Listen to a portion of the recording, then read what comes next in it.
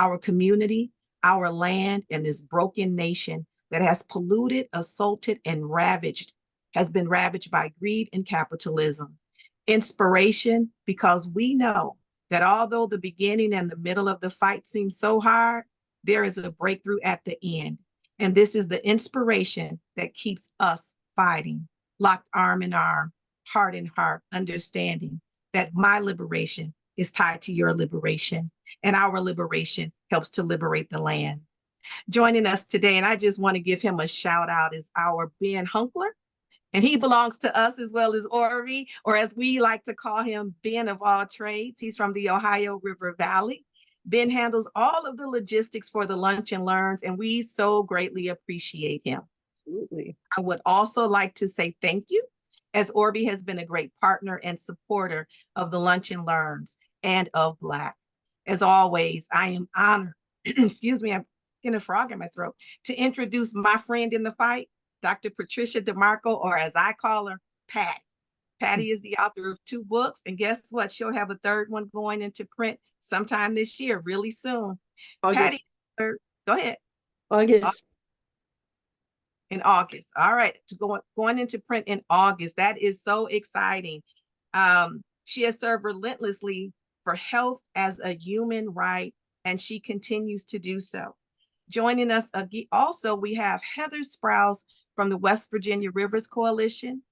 We have Shavea Cheney from the Women for Healthy Environment, Eric Engel from the Ohio Valley Climate Action. I believe he's the board president, and he's from Parkersburg, West Virginia. And last but not least, we have Gio Hunkler, who is the director of Ohio Valley Allies in Barnesville, Ohio. I will let each of them speak more about themselves, but I also want to say thank you to the Black staff and each of you. They say we ought to give flowers and thanks while we are above ground. So I give you your flowers today, and I encourage you to let's take a moment and put up a flower emoji to give one another their flowers today. If you can't find it, it can be found in the reactions or amongst the emojis in the chat. But without further delay, I want to turn things over to my friend in the fight, Patty. Welcome, Patty. Oh, hello, everyone. I, first of all, thank you, Marcia, for that gracious introduction and for everything you do every day, all day, for all of us and for this world. And before we get started, I want to recognize that this is National Black Maternal Health Week. And I give a shout out to all the mothers who are on here with us and all of those who are listening in our area. We are certainly very excited to take on a really important topic today, but as we begin, Ben is going to put the opening survey question in the chat. Ben, if you would put that in so people can take a moment to fill out our entrance survey on the Google Doc form while we're beginning here, that would help us get an idea for where we start and where we end, and we'll fill it out again at the close. So if you could put up my slides, Ben, I think we can jump right into this. We're going to be talking about water today, and water being life. Next one, we're going to be talking about water pollution sources and their uses and how we can really be dependent. Water is one of the life support systems that are provided by our planet. And as you know, the earth provides everything we need to thrive. If we take care of the earth will also take care of us. Next slide.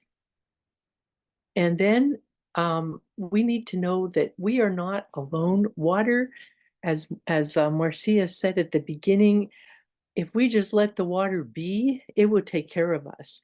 We are in the Great Mississippi River drainage, which covers about 59% of the rivers in the United States, and it carries drinking water to over 20 million people in our country.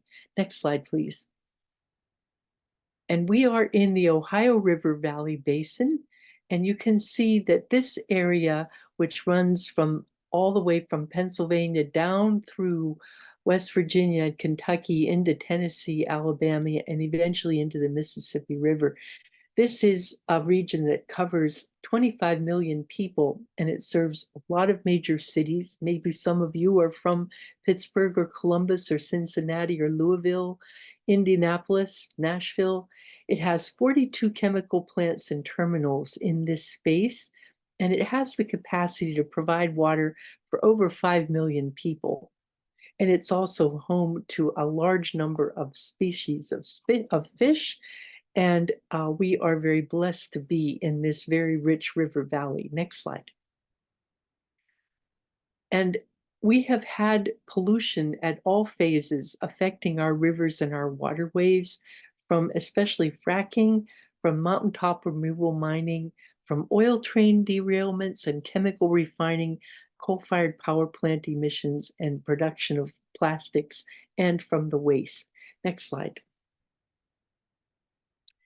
And within this area, the EPA regulates the petrochemical facilities that are in our region. And even with permits, they discharge over 500,000 pounds of toxic pollutants into the Ohio River Basin within Ohio, Pennsylvania, and West Virginia. And these are the sites of some of those emissions sources.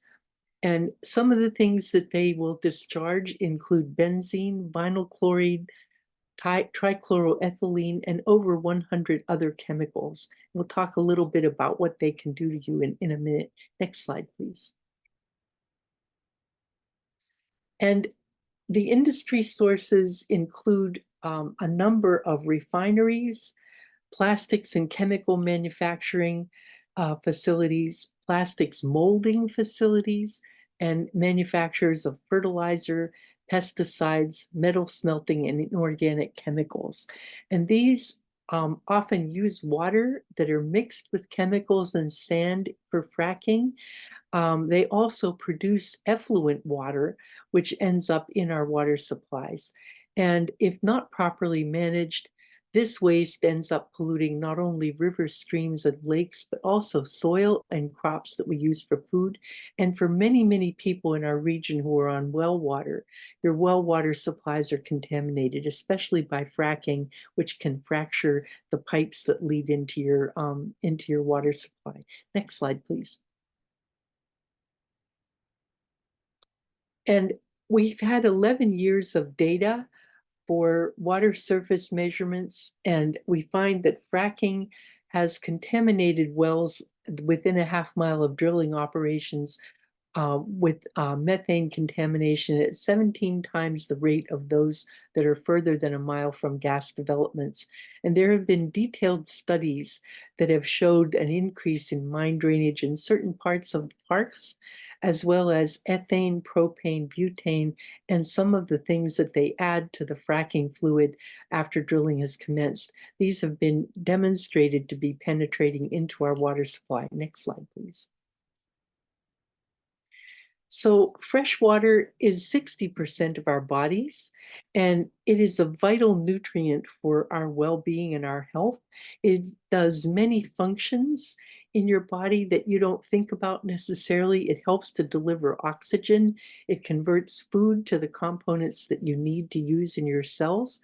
It acts as a shock absorber for your brain and your spinal cord. It regulates your body temperature, and it's the major component of most of our body parts. Next slide. And we have found now that there are a lot of chemicals in our water supplies. The forever chemicals, which are found in flame retardants, spill-proof fabrics. Sometimes they were used in children's clothing to prevent staining. They're in fire suppressants, and they are in Teflon linings of your cookware. 45% of the nation's tap water is estimated to have at least one kind of these forever chemicals in them, according to the U.S. Geological Survey. And as of February this year, 5,021 locations in all 50 states and the District of Columbia are known to be contaminated with these materials. They just don't break down under natural circumstances. Finally, this year, the EPA has proposed 2 regulations under the Resource Conservation and Recovery Act to protect communities from 9 of these forever chemicals. The regulation is still under review and not yet in effect. So this is an area where we're hopeful that at least 9 of these chemicals will begin to be regulated. Next slide, please. And you think that water is clean and safe, but worldwide, plastic gets into your water. In the United States, 94% of the plastic fibers are found in our tap water in 2017 data. 94% of the tap water in the US has plastic fibers in it. And these come from washing synthetic clothing, materials that are made from synthetic materials, from dust that gets into the air from a variety of sources, and from mishandled plastic waste, breakdown from trash, especially single-use plastics, and microfibers in the air, microbeads from cleansers, and from cosmetics. These things end up in very, very tiny, tiny particles that can't be removed by normal water treatment, so they end up accumulating in your water supplies. Next slide, please. And of course, once it's in the water supply, it becomes part of the food chain and can be incorporated into our bodies because these microplastics are reduced mechanically, but because they don't break down under normal bacteriological or enzymatic functions in the normal environment, they accumulate and enter the food chain. There are about 80,000 chemicals in commercial use today, and only about 200 of them have been tested for health effects. So they can get into our food supply. They cause skin irritation, respiratory problems, cardiovascular diseases, digestive problems, and reproductive effects as well. Next slide. And there are a number of specific health harms that come from having these kinds of chemicals that I've mentioned into our water on a regular basis. You have higher risks of cancers in bone, brain, liver, bladder, breast, and pancreas. And you have adverse birth outcomes, especially preterm birth and low birth weight, an increase in miscarriages and stillbirths and birth defects. And you get chronic kidney diseases and endocrine disruption. This is the most significant one because it is something that affects development and reproductive health especially in children and especially in embryonic development. Next slide, please. Some examples of endocrine disrupting chemicals are found in a lot of things that you might not think about. The ones in dark blue are testosterone synthesis inhibitors.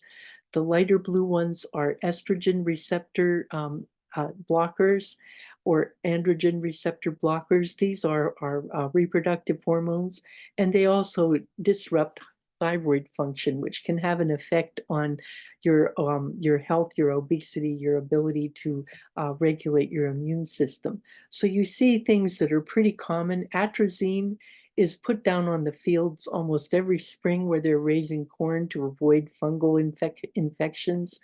Hexachlorobenzene is used to fumigate for fungus in plants. A lot of things that you see, chloridane, DDT is still around, even though it's been banned, its metabolites are still available. These things are in industrial chemicals. Bisphenol A is found in 96% of Americans' regular bioassays of blood and urine of adults. 96% of Americans have this in their blood. It includes lead and all kinds of other things that come from industrial chemicals. Next slide. Why we're concerned about this is that the epidemiological evidence of endocrine disruption is mounting in the general population, and the restrictions on the petrochemical industry are fought vehemently by multinational corporations who have a vested interest in continuing their use. People are exposed to these chemicals without their awareness and certainly without their consent. If they ever ask you if you want to be exposed to these kinds of chemicals, you would certainly say no. But we are never given the opportunity to say yes or no. And the institutions that are supposed to protect our interest are really not capable of resisting the industrial pressure to continue their use. So we see increases in testicular cancer, breast cancer, sperm count declines in both North America and Europe, and uh, um, deformities of the genitalia. Next, please. So water is life. You need water to live a healthy life. You need water every day as part of your diet, as part, you take it for granted for cleaning and for keeping yourself healthy. We can't drink money. And this comes from the fracking protests. I'm in that line somewhere. I'm not sure where. This was a fracking protest in Philadelphia. And this is important to think about. You can't live without water, and we have to find a way to make it healthy and safe for us to, have a water supply that we can rely on. Next slide, please. So now you're going to hear about what we can do to be healthy and safe in our communities and our families. You're going to hear first from Heather Sprouse from West Virginia Rivers Coalition, and she's going to be addressing the forever chemicals in our water.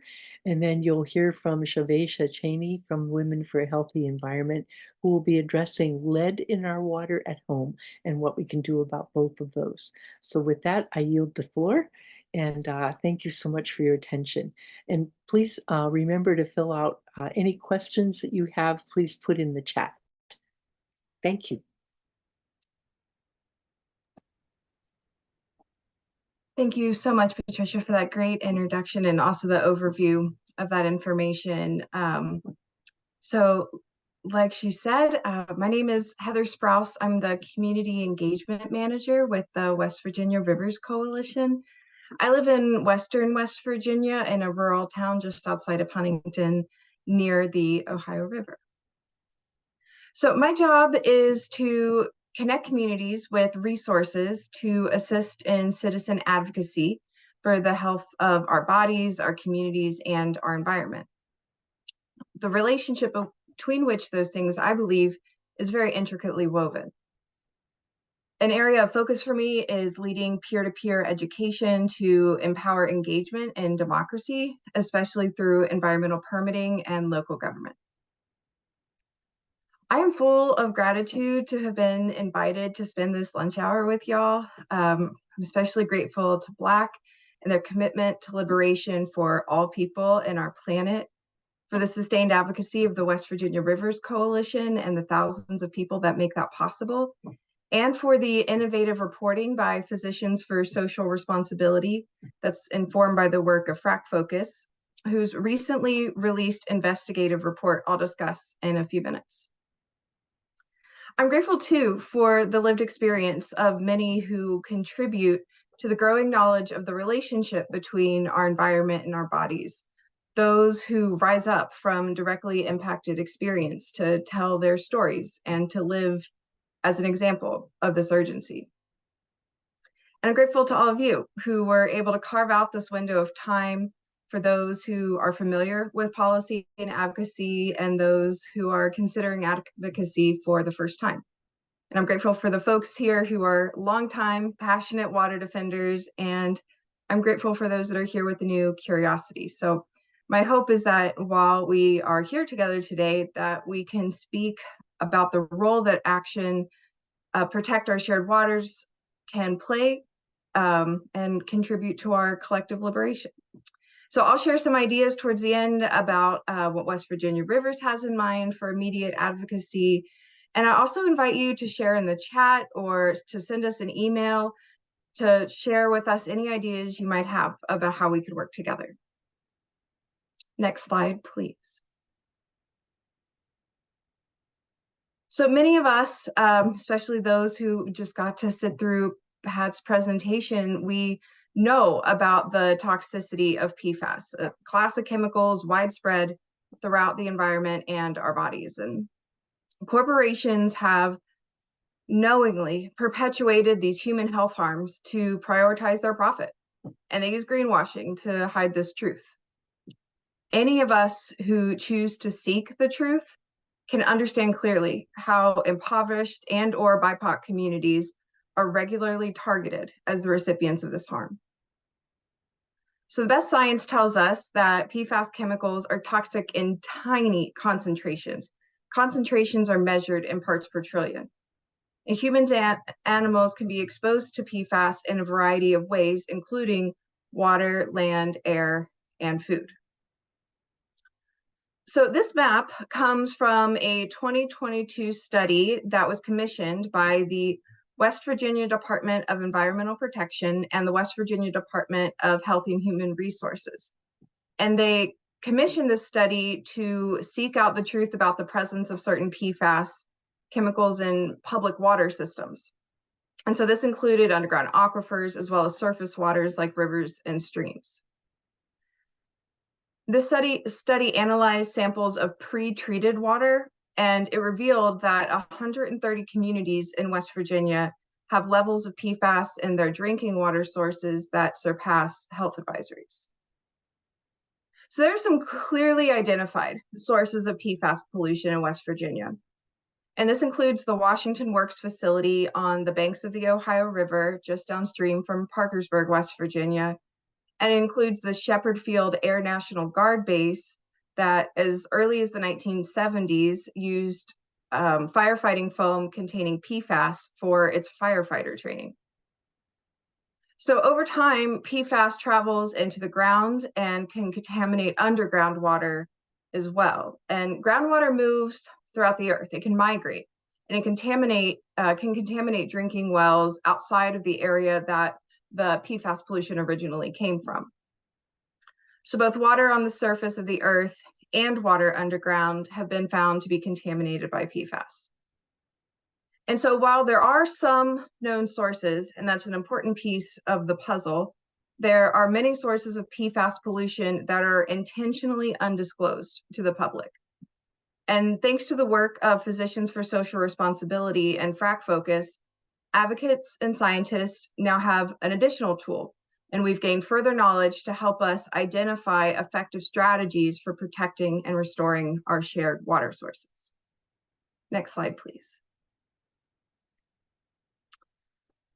So for about the past 2 decades, the fracked gas industry has expanded rapidly in northern West Virginia and neighboring parts of Ohio and Pennsylvania.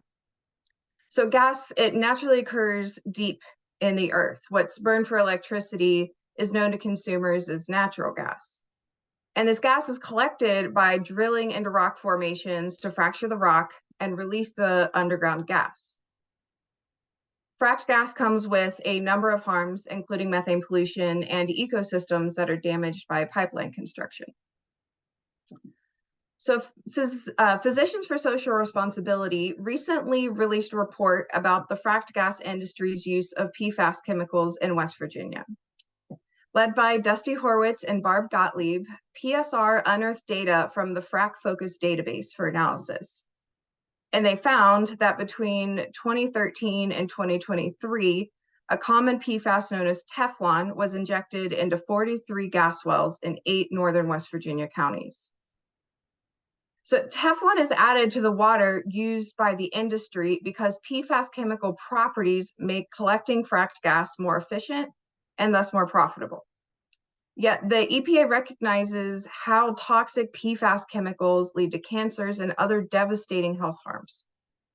Yet the number of gas wells injected with PFAS may be even greater than what has been reported because PFAS may be included in the millions of pounds of undisclosed chemicals that are used by the industry.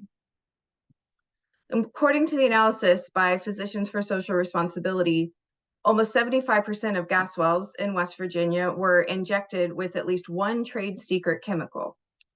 And PSR's report demonstrates that of the trade secret chemicals used in gas wells across 15 West Virginia counties, it totaled 69 million pounds.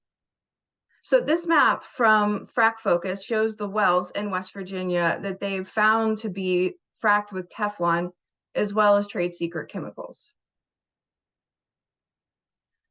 West Virginia state rules appear to require full chemical disclosure of what's added to fracking fluid in a well site safety plan. But this rule is full of holes that's designed to support the fracking industry's continued profit.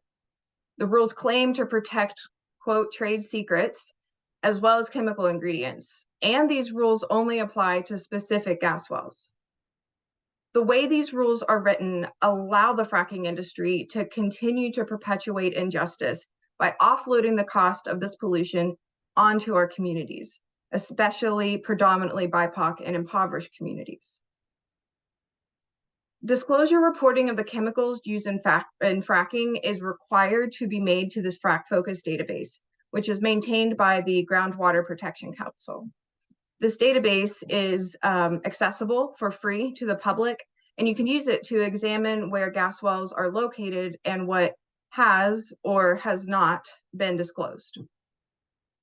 And this information is really important because there are many community water systems that are contaminated with PFAS pollution and without yet defined sources of contamination.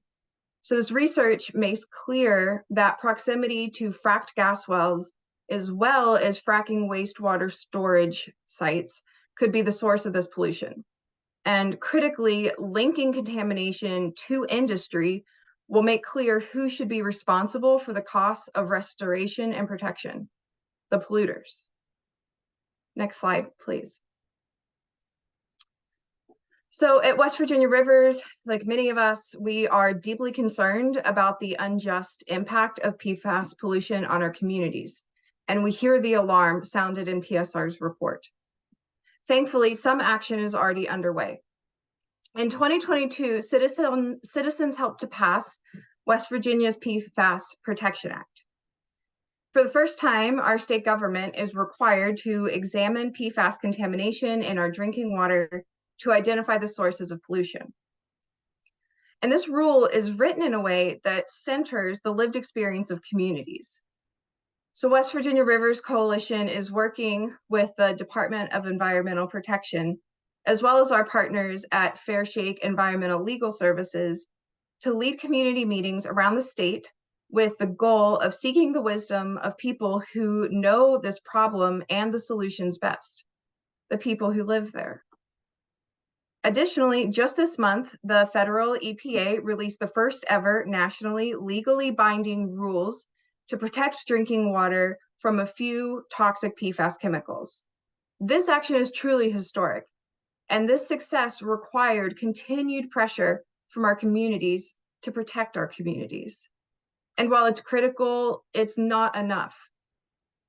We believe that our work can be stronger if it's led by the voices of communities. And so we welcome your thoughts now in the chat or in an email later about what you think is most important for us all to be doing right now. Next slide, please. So we've already been talking to communities about the policy priorities that they feel are most important to them. So one of them is transparency in the oil and gas industry. It needs to be required that the industry disclose all substances used in fracking operations, including PFAS, to regulatory agencies and make that information available and easy to understand to the public. We also need to require accountability for cleanup. The industry must be held accountable for the cleanup cost of PFAS contamination and ensure that the financial and logistical burden does not fall on communities or our water utilities. It's also necessary to fund PFAS sampling and monitoring. This is a critical step, but cost for PFAS analysis in surface and groundwater is going to add up quickly, especially when we're taking multiple samples within a watershed to locate the sources of contamination. And once cleanup is underway, we must continue to test so we can assure PFAS reductions are actually occurring. And polluters must pay for this cost, not taxpayers. And of course, we must eliminate all non-essential uses of PFAS as quickly as possible. Next slide. Thanks. So there's a lot of ways to get involved in holding the industry accountable, so we can help restore the health of our waters and protect our communities from future harms. So some ideas that we have right now is that you can sign our petition, and my colleague Kate is going to drop that link in the chat. And this petition follows up on the work of Physicians for Social Responsibility, and we call upon our decision makers to enact these policy priorities. And another way you can do that and also get access to the petition is to simply go to the West Virginia Rivers website and sign up for our newsletter. And that's at West Virginia Rivers, wvrivers.org.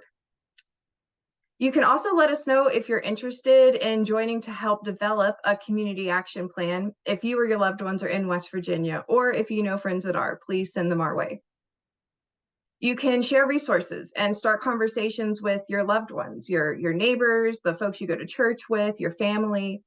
And a jumping off place could be some of the documents that West Virginia Rivers has published, such as the PFAS Blueprint, which discusses common sources of contamination and possible pathways to policy successes.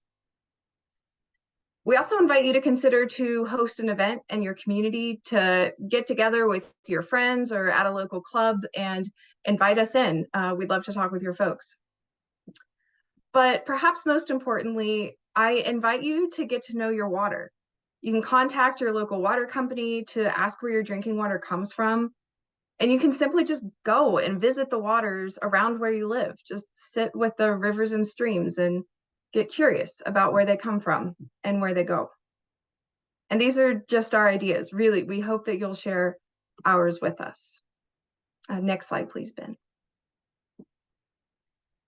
So yeah, please reach out to us. We welcome your thoughts, ideas, and questions. And I just want to end by saying that we are able to do the work. We have policy successes like last year's PFAS Protection Act because of the thousands of supporters who stand with us. And we hope you'll stand with us too. Thanks.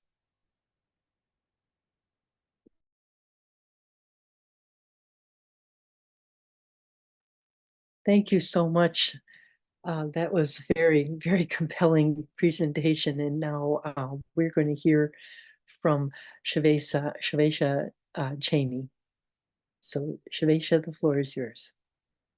Thank you. Thank you. Thank you all for having me. My name is Shavesha Cheney. I am with Women for a Healthy Environment. We are located in Pittsburgh, PA.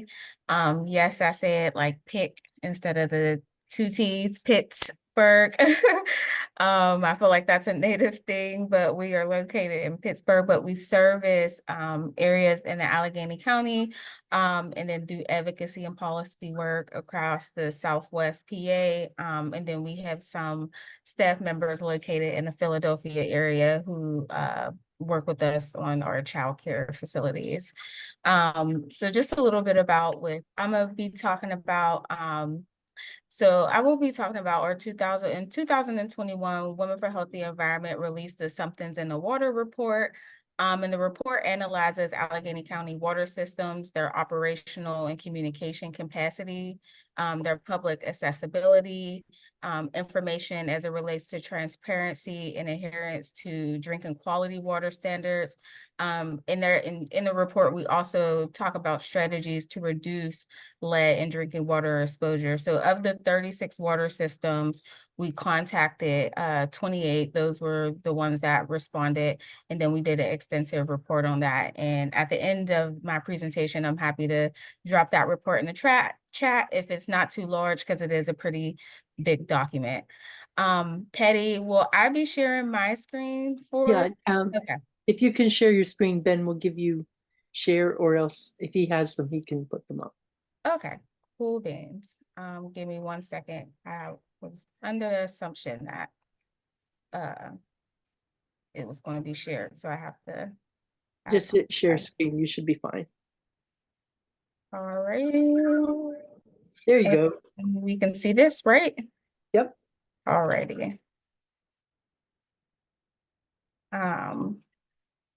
Cool beans.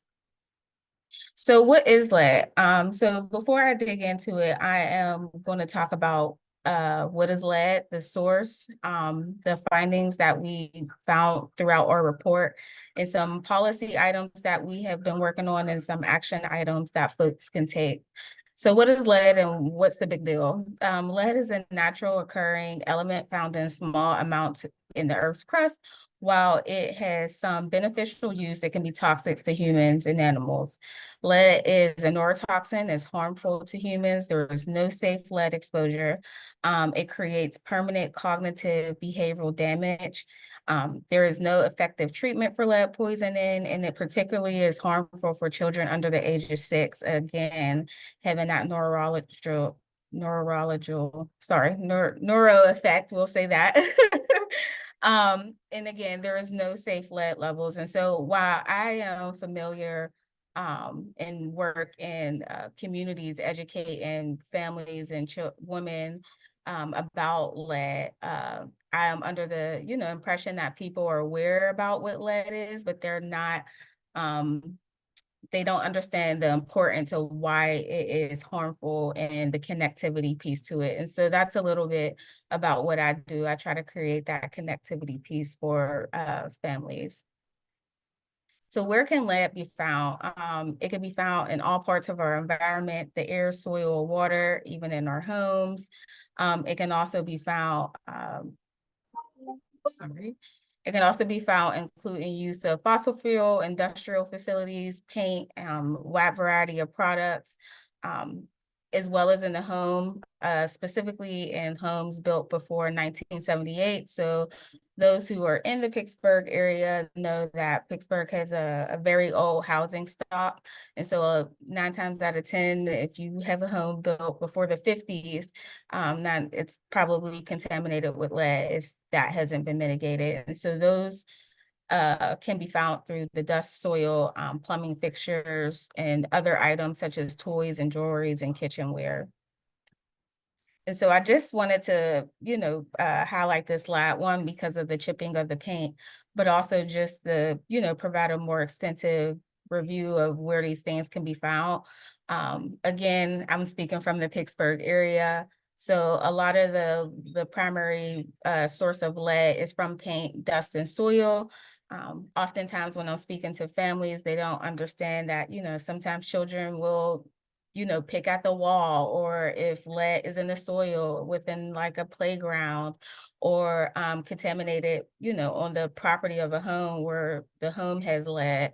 Also through demolitions, if there's a lot of demolitions happening in the neighborhood and those homes have lead and they're not properly mitigating it right using the wet method. When they are doing demolitions, essentially all that is doing is spreading into the air. And so if you're a pregnant woman or a person or a child walking down the street or going to the bus stop to go to school or going to work or driving through, or even having your car parked and that dust is getting on your car and you start your car and then that, it just recycles into your car. So those are ways that lead, poisoning is transferred. If someone is working on a construction site, mitigating lead, and say that worker doesn't use, best practices within their workplace, and they get in their car or they go to their, pick up their child, essentially what they're doing is transferring that lead material that they have on them to whoever is going to be around them or within their proximity. And so this is a map of Allegheny County. This, if you can see my mouse, is the city of Pittsburgh. And so the black specs is elevated blood lead levels with 10% or higher. So the black and the purple and the semi-lighter purple are often communities of color, so Black and brown communities. The reason why I really wanted to highlight this is because, again, Black and brown communities are mostly affected by this. Oftentimes, they don't have the resources to move or to find affordable housing. And so oftentimes, they are just unfortunately stuck in that position to have to, reap the benefits of what's happening in their neighborhood. And so according to the PADP and the US EPA, as it relates to environmental justice communities, 30% or more people living in that neighborhood that are affected, labels as environmental justice communities. And so part of my job is what I do is I go into these communities and educate families about the importance of lead. And that has been going great and it has been going well, but also I see a lot of the times, you know, families, once their child is impacted by lead, they, you know, they write it off, and that's honestly not where it stops. There's more things that, you know, people can do to make sure that those levels decrease, but also monitoring the child. Because again, going back to those behavioral issues or, you know, cognitive issues, those oftentimes, if a child is, you know, contaminated with lead or have, you know, tested positive for lead, it may transfer to behavioral issues. And so when you look at the city of Pittsburgh, I oftentimes like to cross-examine it in studies with suspension rates and things of that nature as it relates to school to kind of monitor, from my perspective, the child. So if these neighborhoods are, you know, highly affected by lead, let's also look at, you know, what the suspension rate is in those neighborhoods and how that may have a significant correlation between the two. So just talking about the somethings in the water report. So again, we published a risk report in 2021. We looked at the transparency, the governance, the water violations, and how they address lead exposures in their water system. Most community water systems in Allegheny County are publicly owned. Community water systems serving Allegheny County may be understaffed and under-resourced, so that's oftentimes why there is slow progress with you know, changing the system, and policy changes is from what we identified. And so while we further advocate for water systems to do like lead service line replacements, we're also advocating for funding to help these water systems be able to have the resources that they need to make these changes. And so in 2016, more than half of the community water systems had water equality related violations. 80% of community water systems, reported detectable levels of lead in their drinking water in their 2019 Consumer Confidence Report. Oops, sorry.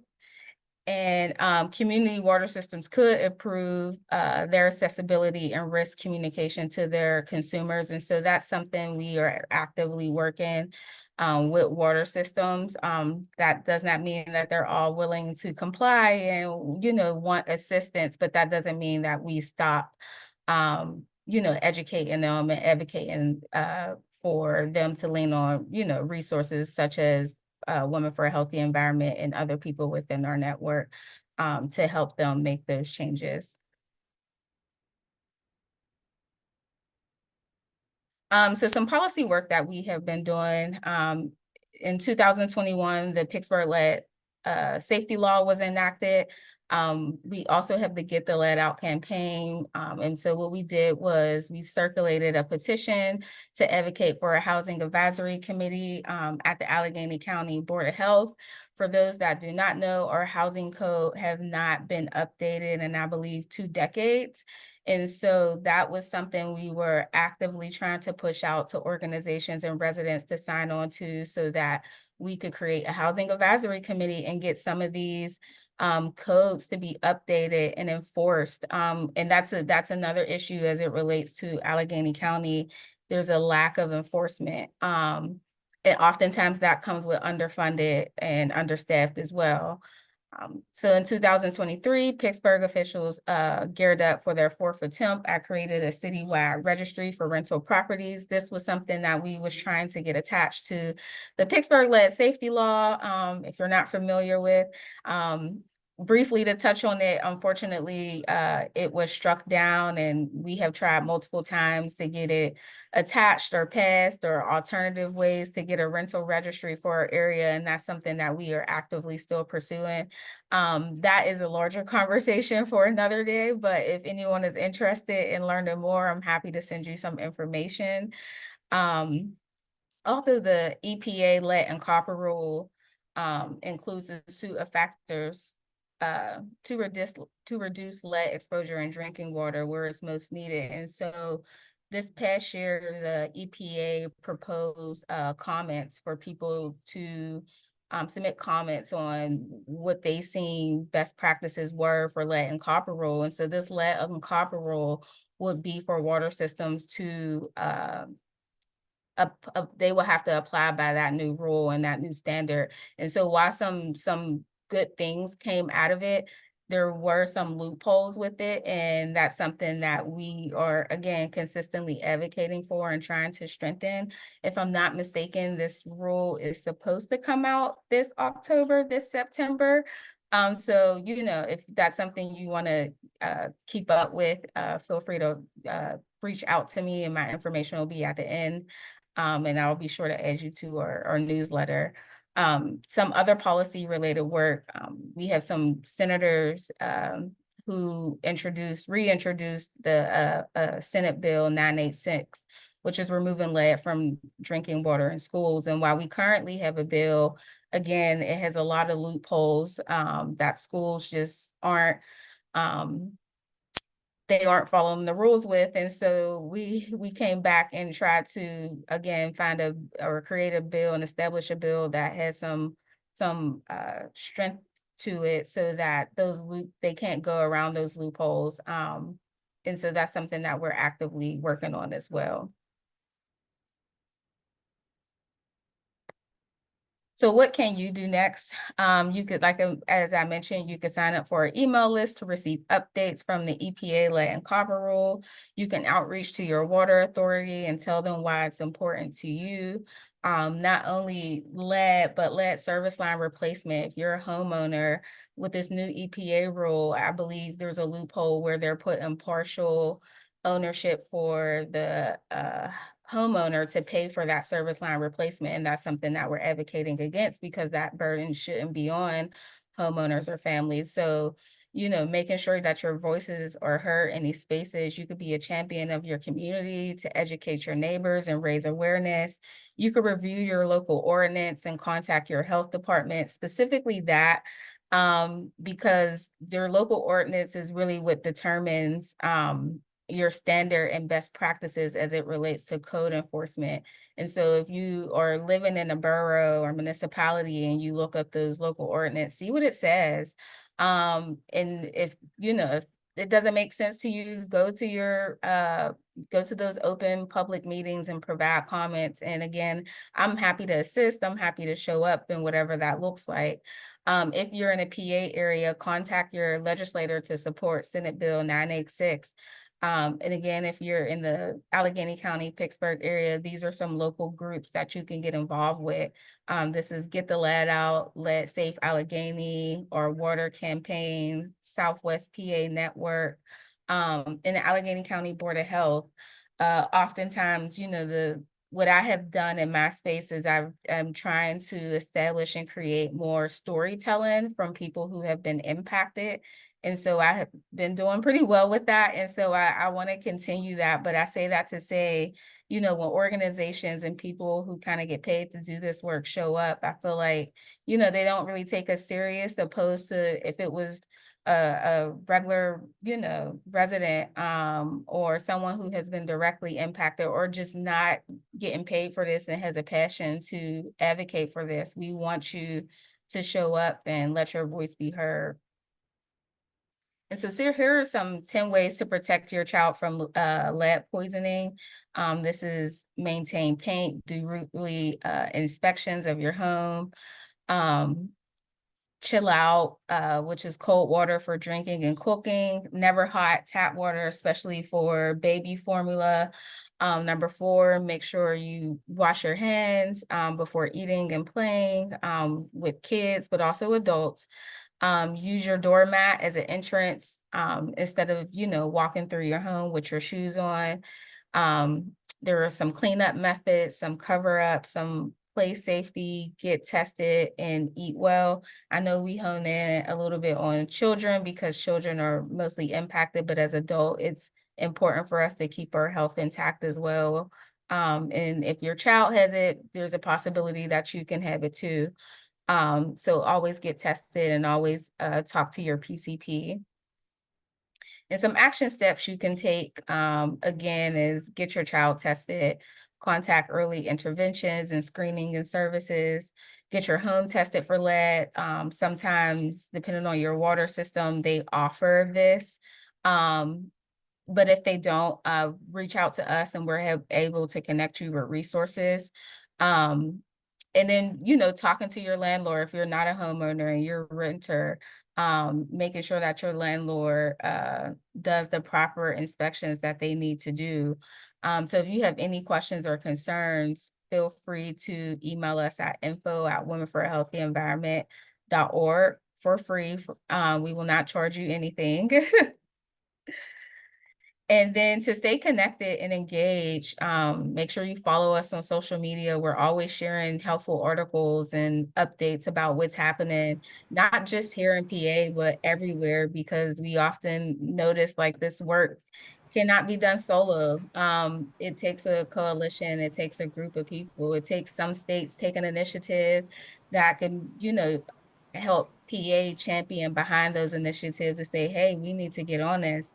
And just to go back, PA is one of like the top 10 states with high lead levels. And unfortunately, we don't have the policy that we need to have to protect our children. And so going back to those action steps, I believe it takes that acting to change policy. Policy is a result.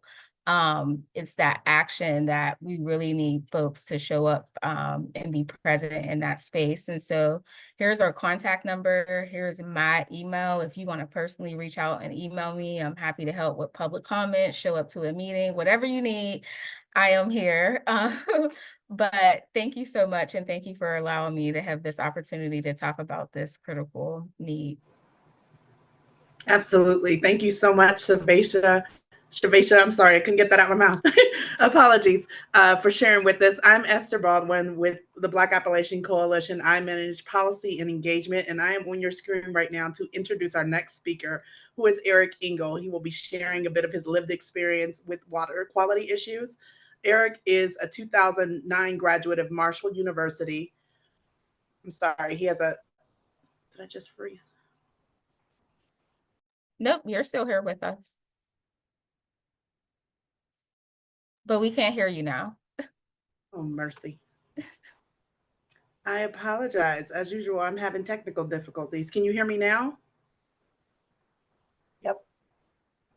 Okay, apologies. Eric is a graduate of Marshall University with a BA in political science and a minor in history. He has a certificate in legal studies from the University of West Virginia, Parkersburg. He's a proud husband and father of two, a federal employee with the Department of Treasury, a union steward and membership coordinator with the National Treasury Employees Union, and has been board president of the climate and environmental nonprofit Mid-Ohio Valley Climate Action, going on 9 years. Eric lives in Parkersburg, West Virginia, and as I said, we'll be sharing a bit about his lived experience with water quality issues. Eric, I will turn it over to you now. Thank you so much, and thank you for covering that introduction so well. I know the technical difficulties can get on your nerves, definitely. I had to move inside. I was trying to come to you from my back porch, but there's a lot of noise out on this beautiful day, so I had to move inside to speak with you. Thank you so much for this opportunity. I'm so proud and honored to be here speaking with this coalition. And honestly, one of the biggest reasons that I was so excited to speak and be hosted by this coalition is because I truly believe that we cannot silo off issues like all of the social justice issues that go into clean water, clean air, clean soil, climate change mitigation and adaptation. All of these are social justice issues, along with labor issues, along with environmental justice issues. So we really cannot silo these things off, and that's part of why in the introduction that was just read, I included my experience as a labor organizer, as a union steward, membership coordinator, because I think we have to bring all these issues together from a social justice perspective and focus on these things collectively rather than separately. I am here today to speak about my lived experience with PFAS contamination, in particular PFOA, as it's called, PFOA, and in particular in that group or in that class is C8. And you may be familiar with the Parkersburg area because we were part of the area around Washington, or what we call Washington Bottom, West Virginia, and the Mid-Ohio River Valley here that where formerly DuPont, now Chemours, Washington Bottom facility is located. And during its production of Teflon and now a product called Gen X, the formerly DuPont and now Chemours has produced PFOA contaminants. And that, you know, along with that 12,000 chemical class of PFAS chemicals, what this is for is like nonstick cookware, nonstick coatings for furniture and clothing and things like that. And it was produced here. And the reason I say you may have heard of us is because we were the inspiration behind a very popular documentary that appeared on Netflix, known as The Devil We Know. And then we also became the inspiration for a major motion picture, Dark Waters, which you may have seen. And this, you know, that documentary and that film covered kind of the area contamination of our water with this C8 chemical and the effects of that. And we, many years ago, in the first decade of this century, we had a large, almost 70,000 person health study, the C8 health study, conducted, where blood was given by almost 70,000 area people to determine the impact of this PFOA C8 contamination in our water.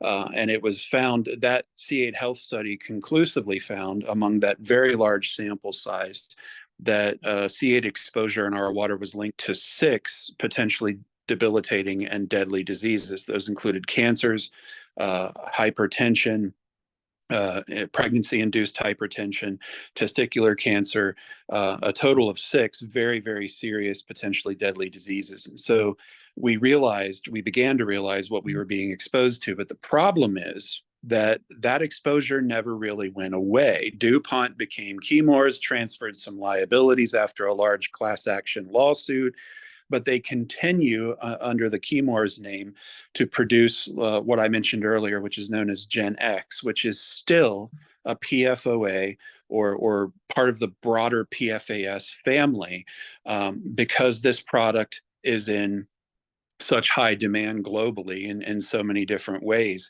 And for me in particular, I was exposed to this at sort of a high level because I myself actually worked in closed loop plastics recycling for a group called Polymer Alliance Services, which was part of this local industry that with the same ownership of the facility that burned for a week in October of 2017 in Parkersburg. A warehouse caught fire where a lot of plastics and petrochemicals were stored and burned for a week. That same company, same family that owns that company, owned this closed loop plastics recycling facility where I worked. And I was actually on the DuPont Chemours campus for a big part of the 2.5 years that I worked there, taking samples to their laboratories for the types of work that we were doing. And so this is it's very personal to me. I was working around what you call these plastic nurdles, these small plastic pieces that are combined to make the numerous plastic products, different kinds of plastics products with which we're all familiar. I was working around these every day for, every work day for 2.5 years. And I was right in this area where this water contamination source was, and this high level of contamination that was going on. And this was at a time from 2010 to 2012 that followed the C8 health study, where we were beginning to get an understanding of what these chemical contaminants were doing to us. But there had been no mitigation at this point. There had been no ability, to adapt to or mitigate the influence of these chemicals on our daily lives. And so I was working with that. I was coming home with these materials on my clothing, exposing my family to that. I was, drinking water in that source area from that. And, I've come to understand how dangerous that was for me personally. And that was actually part of the motivation for me to become a climate and environmental and public health activist over the last 9 years, because I realized that there was just no there was no care on the part of industry, and really even at that time, care on the part of government regulators for doing anything about this clean water issue. And of course, the Ohio River is a drinking water source for approximately 5 million people. In Parkersburg, our water source is what we call influenced by the Ohio River. So we have a groundwater source for our drinking water, but that groundwater source is heavily influenced by the Ohio River. And another thing we came to realize in the process of all of this is that it's not just that the Ohio River itself is contaminated. The PFAS chemicals are in the water cycle. So it literally rains them, right? It condenses, it precipitates, it winds up in our groundwater. And we found that one prime example of that is that a community that's actually north of Parkersburg and even further north of Washington is Vienna, West Virginia. And Vienna, West Virginia had higher tested concentrations of PFAS chemicals in their water than communities downstream of the source. So it wasn't just that it was moving into the Ohio River and influencing, Ohio River water systems where people obtain their water directly from the river. It had entered the water table and was contaminating groundwater sources upstream of the contaminant source at very high levels, and levels even higher then, because the EPA limits at that time, or even suggested limits, let alone enforceable limits, were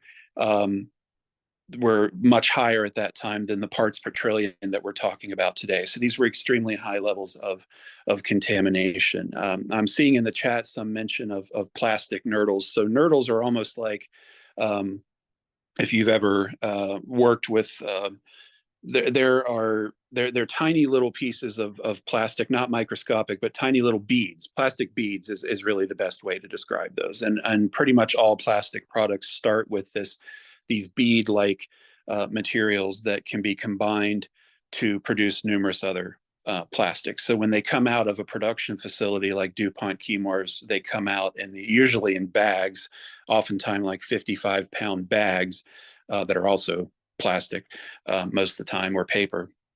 And they come in these nurdles, or they come in very large boxes that contain a plastic bag on the inside that are like 750 kilogram boxes, and they're transferred around that way. And the closed loop, quote unquote, plastics recycling that I was part of really had to do more with facilities that were brought in unincorporated Wood County to avoid certain regulatory and tax frameworks. And they employed about 300 or 400 people, myself included, for extremely low wages and virtually no benefits. And they come in and they say that they are going to run these plastics through multiple processes to try to recover all the good material that DuPont and Chemours and other companies can use to produce good plastics for disbursement.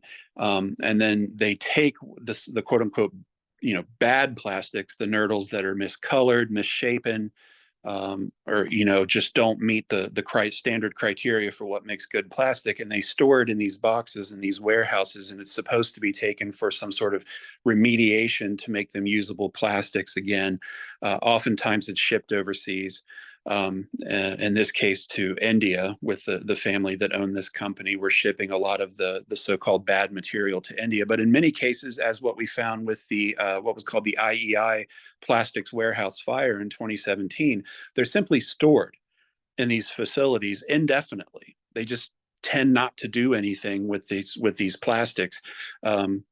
They're stored in the building I worked was a 400,000 square foot building. It was broken down into 4 sections, A through D. And sections C and D were just essentially taking all this quote unquote bad plastic and keeping it stored there indefinitely with no real purpose, because it couldn't be used in the production processes at DuPont or across the river at a facility we worked with called Kraton to produce the final products that they made. So it just sits there. And, a lot of these facilities have multiple OSHA violations. A lot of these facilities don't, meet regulatory requirements, but they're in unincorporated parts outside of municipalities within counties that are fairly unregulated or overlooked. And so when this facility that I'm speaking about, IEI, caught fire and burned for a week, it sits on the Little Kanawha River, which is a tributary to the Ohio River. And there was water contamination there. There was lots of air contamination all over the Ohio River, or this part of the Ohio River Valley. And very little explanation, even in the 7 years since then almost, of what we were breathing, of what actually entered the waterways, of what, of the contaminant levels that entered the waterways and entered the air.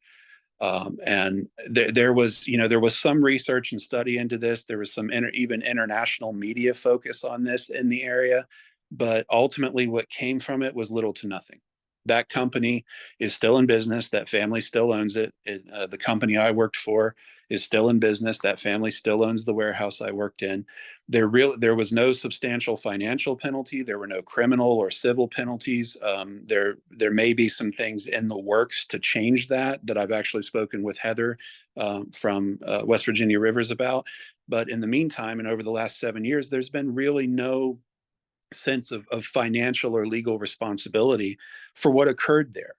And it's kind of the same with DuPont. There was this extremely large class action suit, one of the largest class action settlements in history, but they simply changed their name to Chemours, transferred liabilities, continued making some of these products. And despite a major motion picture and a popular documentary and all of this legal wrangling and a major health study, there is still PFOA contamination going into our area water today. It did not change. It did not fundamentally change. And that's a point I really wanted to stress today, was that in this area, living with this contamination with my family, with my loved ones, my friends, my acquaintances, this is not fundamentally changing. And so I'm hoping that with these new EPA regulations on at least some of these chemicals, and with this larger understanding of the dangers of these chemicals, that we'll start to see that change. And I can mention just quickly, I don't want to go past my allotted time, but my wife actually lived on an Air Force base with her father, who was in the Air Force in Michigan as a small child. And through the firefighting foam that was mentioned earlier, was exposed to some high levels of PFAS contamination at that time on the Air Force base. And there is now an investigation as part of a class action lawsuit going on into the sicknesses that were caused for many of those families and people living in those communities at that time. My wife actually got liver cancer at the age of 3. She had a large tumor that appeared on her liver and had to be surgically removed. She had to receive radiation and chemo treatment at the age of 3. Thankfully, she's here with us today, cancer-free, at the age of almost 39.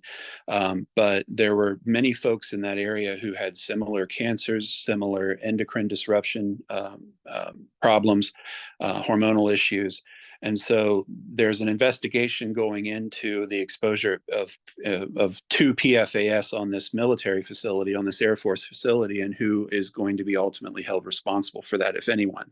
And so we're seeing, my family has experienced firsthand sort of the contaminations that go on with this and sort of the problems that can come from this. I myself, while I don't claim to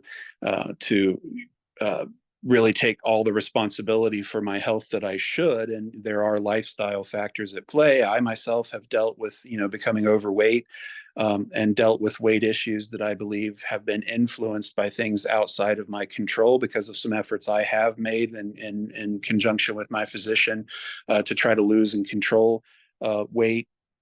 I think, some exposure that I may have had during my time working in these warehouses may have a large impact on my ability to control my weight. And, but again, the burden of proof falls to us as citizens, right? If that is true, if maybe my ability to control my weight is impacted by something I was exposed to because of a job I took to try to support my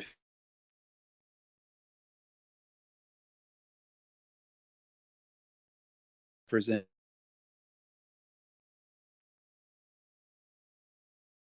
corporation Eric, you're You come, breaking up. oh, I'm so sorry. Yeah. Oh, okay. I will wrap up here quickly. I apologize for breaking up there. But the burden of proof is on the citizenry, and that is unfair. And we do not have the resources to fight multinational corporations. So I mentioned my personal exposure through my career, the exposure of my wife, the exposure of my family to these contaminants, to say that we have got to do better. These regulations are a start, but we need government at all levels to help us as citizens do better, move away from these toxic chemicals, be made whole for our exposures to these toxic chemicals. And I hope that my stories and what I've shared with you here today will encourage you to take action and be part of that fight. And thank you all again so much for the time. I really appreciate this. Eric, thank you so much for joining us today, for sharing your story and for your advocacy. I'm a huge fan of you and your work in the community. It's my pleasure and great joy to introduce now my cousin, actually, and another one of my heroes, Jill Hunkler, who is a longtime champion of water quality. She's fought tirelessly against fracking and petrochemical development in the Ohio River Valley. She's the founder and director of Ohio Valley Allies, her community organization, which again also works to fight fracking and petrochemical development in the region. Jill, please take it away. Well, I'm going to touch my heart and send lots of love to Eric in this moment and to all the presenters, and also just feeling my heart pounding right now because I also have my own personal story with, well, I had my remarks ready, but I feel like in this moment, I'm feeling guided to shift a bit and state, yes, I've been impacted. I've seen the devastation to our air, to the water, to our communities, to our health from the fracking and petrochemical industry. But I just can't go there and say any more than that right now. But what I would like to say, following the inspiration, is that water has played a tremendous role in the decisions I have made in my life. If I could be a dolphin, I've got 2 dolphins and a whale here on this necklace I never take off. I think I would choose that life and play in the water endlessly. So I chose to build my home with my own hands, with the help of my family and friends. Wow, and I thought a car alarm was going to go off. So I built my home a 1/4 mile from the Slope Creek Reservoir, which was one of the most pristine watersheds in the state of Ohio. Slope Creek ran, through my property. So much love and joy and appreciation for the times with Ben and my daughters and my nieces and nephews playing in the water, swimming, kayaking there. And then the industry came and was basically forced from my home due to massive infrastructure. But when fracking first arrived, what became apparent immediately is that even if I didn't agree with folks about my support for the industry, I never leased my land. We could agree that when I brought concerns about the plans to put 2 frac pads 500 feet from the shoreline of Slope Creek Reservoir, which I grew up on one side, built my home on the other side, what happened was we could agree upon how important our water was, and we joined together to protect it because water is our life. And we were able to stop those frac pads from being built collectively.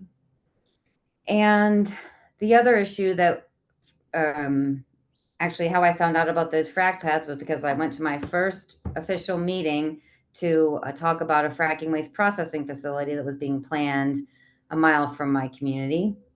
And while I was in there to talk about that, the leasing agent was there talking about the pads next to our reservoir. But that's another situation where folks, benefited from support, promote the industry, joined us in taking a stance against the poorly regulated, poorly enforced regulations, if there are any at all, which sometimes they're so inadequate. But industry supporters in the local community joined together to also fight fracking waste processing facilities, which are a serious threat to our whole way of life, impacting the water, and just so many issues of concern there with the waste. So the waste and the water together are the campaigns that been able to bring folks together when I didn't think it was going to be possible, and heightened our sense of community, but also, successful. We've been successful in protecting our water. And although sometimes it takes 10 years, as in the situation with Austin Masters, a fracking waste processing facility that we've been concerned about for years, it took 10 years of local and state advocates trying to get that facility shut down because it, right on the sign it says radiological remediation for the fracking waste in that facility. But yeah, the Attorney General just took a stand and pursued legal action. The company was given 2 weeks to clean up. They said they didn't have the money to clean up, so now it's the next phase of more and more people coming together. So we're hoping that we can demand that, and the ODNR is forced by the Attorney General to seize control of that facility, because I was trying to stay in the light and hopeful here and encouraging, but the Ohio River, there was flooding a couple weeks ago and reached the doors of this facility. So yeah, it's very concerning, but also I'm trying to make the point that yes, there are lots of battles to fight. There are a lot of issues that need attention, and we have to be encouraged by the small victories. And if somehow we can continue to be supported with organizations like Black and PSR and West Virginia Rivers and Orvie, there's a lot of support here now that 10, 12 years ago we didn't have when the fracking industry showed up. So even though it's very overwhelming, we have a lot of work to do, I do feel as an impacted community member, we have support, and I'm so grateful for that. And I believe and know, actually, I know, I don't believe, I know that the sport is growing and that we are seeing victories.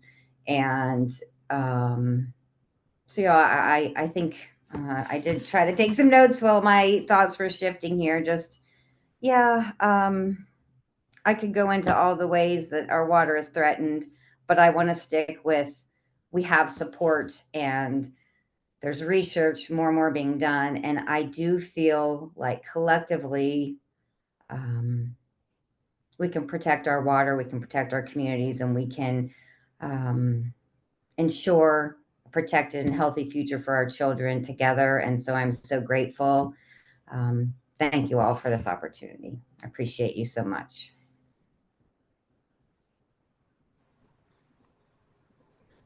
Thank you so much, Jill. Yeah, go ahead, Esther. I was just going to jump in and say I see the hour's coming up, or our time is coming up, but we do have a little time for Q&A, and we did have a few questions in our chat, and so I wanted to acknowledge those.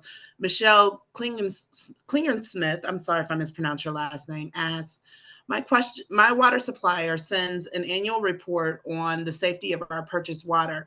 What should we be looking for on that report, and what are they leaving out? That's open to anyone who can offer any insights.